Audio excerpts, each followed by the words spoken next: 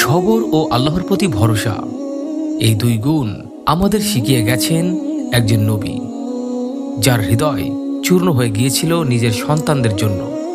তিনি হলেন হজরত ইয়াকুব আলাইহিসসালাম। হজরত ইয়াকুব আলাইহিসসালাম ছিলেন ইব্রাহিম আলাইহিসসালামের বংশধর এবং একজন আল্লাহ প্রেমিক নবী। তার 12 জন পুত্র ছিল, যাদের মধ্যে সবচেয়ে প্রিয় ছিল ইউসুফ আলাইহিসসালাম।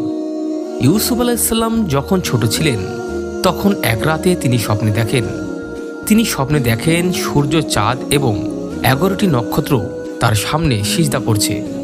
ইয়াকুব আলাইহিসসালাম তখন বুঝে ফেলেন এই সন্তান ভবিষ্যতে মহান এক ব্যক্তি হবেন।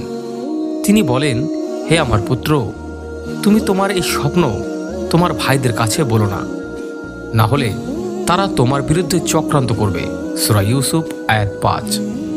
ইউসুফ আলাইহিসসালামের ভাইরা তার প্রতি ঈর্ষান্বিত ছিল। একদিন তারা ষড়যন্ত্র করে তাকে একটি কুয়ায় ফেলে দেয় এবং এসে বাবাকে মিথ্যা বলল যে নেকড়ে তাকে খেয়ে ফেলেছে। তারা একটি রক্তমাখা জামা এনে ইয়াকুব আলাইহিসসালামের সামনে ফেলে দিল। আর তিনি যখন দেখলেন তার প্রিয় সন্তান আর নেই, তিনি কান্না করতে লাগলেন, কিন্তু মুখে কিছু বললেন না। সবরই উত্তম, আমি যা বলি না আল্লাহ তা ভালো জানেন। সূরা ইউসুফ আয়াত 18। দিন গড়াতে লাগলো, বছর কেটে গেল।